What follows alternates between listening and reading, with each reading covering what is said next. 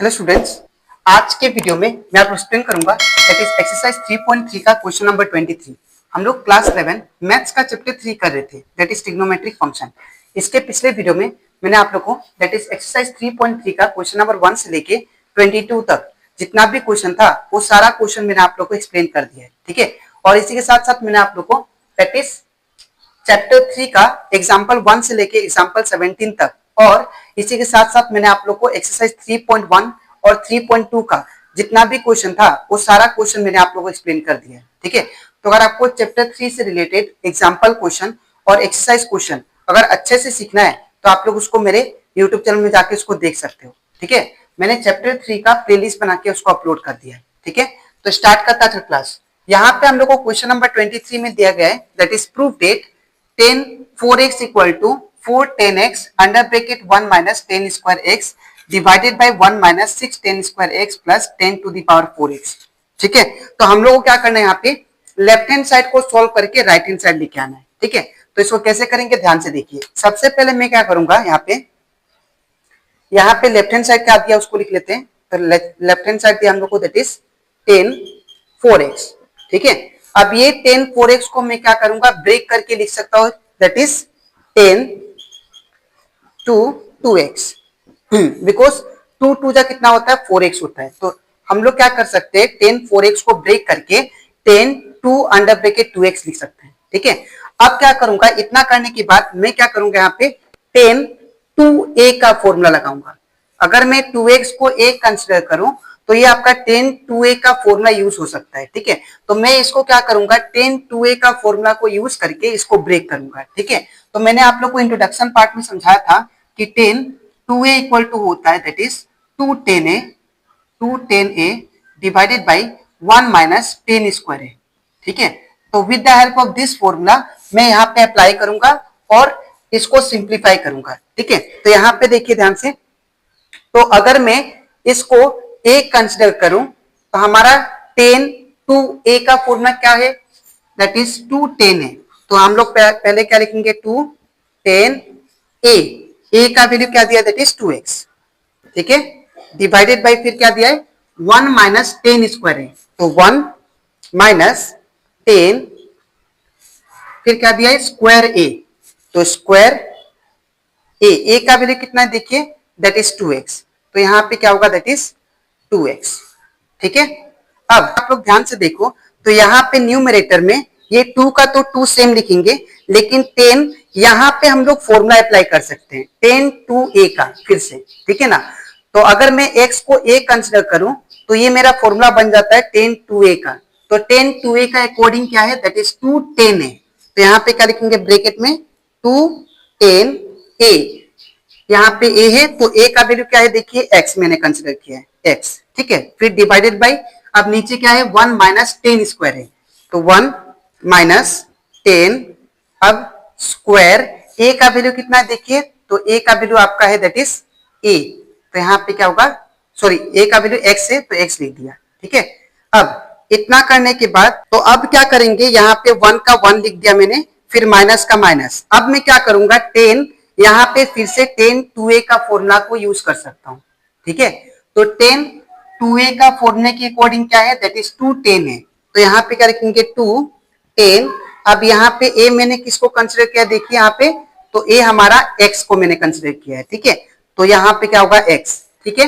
फिर क्या दिया है that is divided by 1 minus 10 square है, तो divided by 1 minus 10 square a का वैल्यू क्या है देखिए दैट इज x है तो x लिख दिया, ठीक है। फिर होल का ब्रैकेट यहाँ पे स्क्वायर है तो स्क्वायर दे देंगे। मैं फिर से बता रहा हूँ, सबसे पहले मैंने क्या किया 2 का 2 लिख दिया। अब यहाँ पे 10 2a का फॉर्मूला यूज किया, तो 10 2a का फॉर्मूला के अकॉर्डिंग क्या है 2 10 है 1 माइनस 10 स्क्वायर है, तो 2 10 है 1 माइनस 10 स्क्वायर लिख दिया। इन द सेम वे यहाँ पे 1 का 1 लिख दिया माइनस का माइनस। अब यहाँ पे फिर से मैंने 10 2a का फॉर्मूला अप्लाई किया, तो 10 2a का फॉर्मूला क्या होगा दैट इज 2 10 है 1 माइनस 10 स्क्वायर है, तो 2 10 है 1 माइनस 10 स्क्वायर लिख दिया, ठीक है। और यहाँ पे स्क्वायर था तो होल स्क्वायर लिख दिया, ठीक है। अब इतना करने के बाद मैं क्या करता हूँ, ये जो 2 है ऊपर मल्टीप्लाई कर देता हूँ, तो 2 2 जा कितना हो जाएगा दैट इज 4, ठीक है।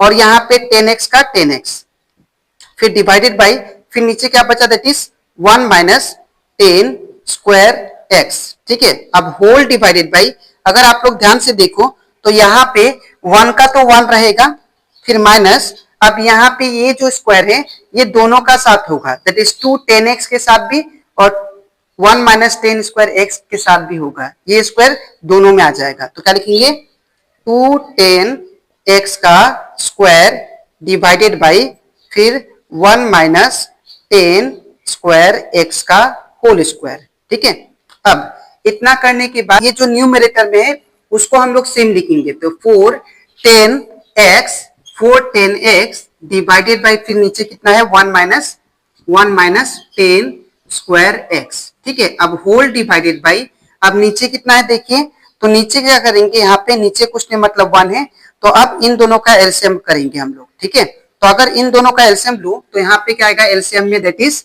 1 माइनस 10 स्क्वायर एक्स का, तो 1 माइनस 10 फिर स्क्वायर एक्स का होल स्क्वायर। ठीक है, अब क्रॉस मल्टीप्लाई, तो 1 इंटू दिस 1 ये सेम आएगा, that is 1 minus 10 square x, 1 minus 10 square x का होल स्क्वायर। मैं फिर से बता रहा हूं, मैंने ऊपर वाला टर्म सेम लिखा है और इन दोनों का एलसीएम लिया तो ये आ गया। ठीक है, अब मैंने क्रॉस मल्टीप्लाई किया तो 1 इंटू दिस 1 ये आ जाएगा सेम एज इट इज।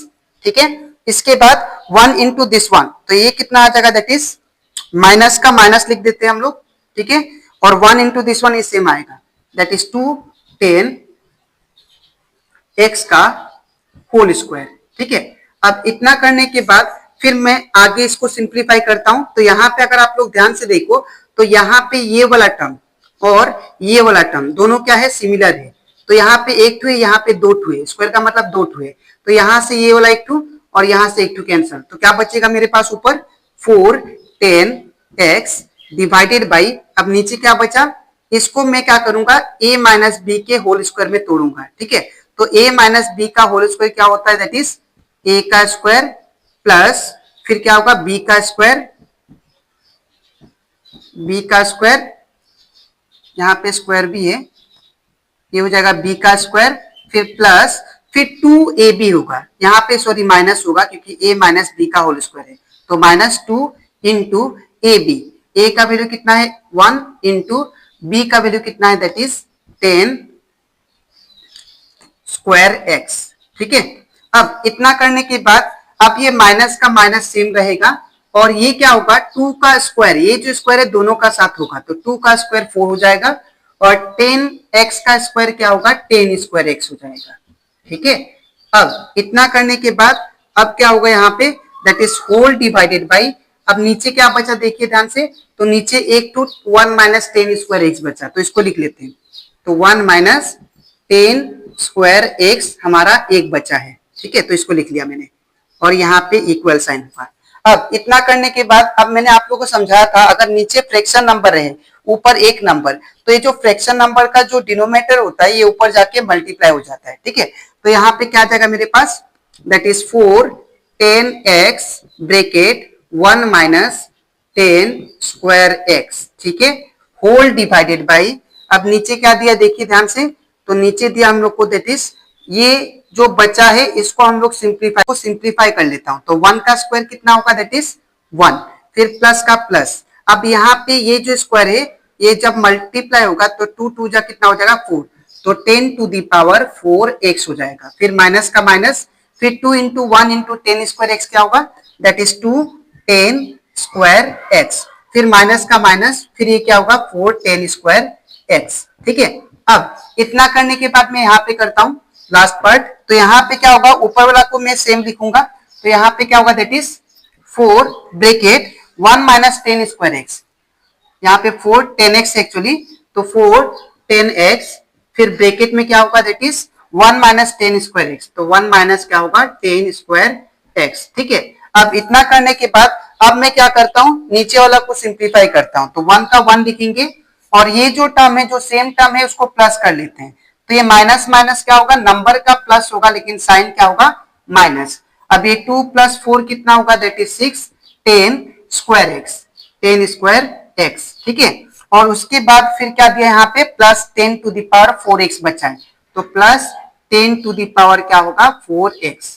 ठीक है, अब यहाँ पे अगर आप लोग ध्यान से ऑब्जर्व करो, ये जो सिंप्लीफाई करके आया है ये राइट हैंड साइड के साथ मैच कर रहा है, ठीक है।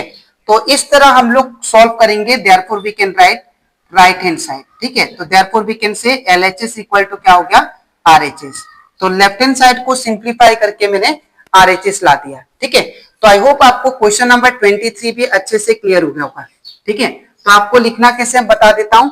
सबसे पहले ये पार्ट, और इसके नीचे आपको लिखना है ये पार्ट, और इसके नीचे आपको ये पार्ट लिखना है, ठीक है। तो अब इसके नेक्स्ट वीडियो में मैं आप लोग एक्सप्लेन करूंगा, दैट इज एक्सरसाइज 3.3 का क्वेश्चन नंबर 24, ठीक है।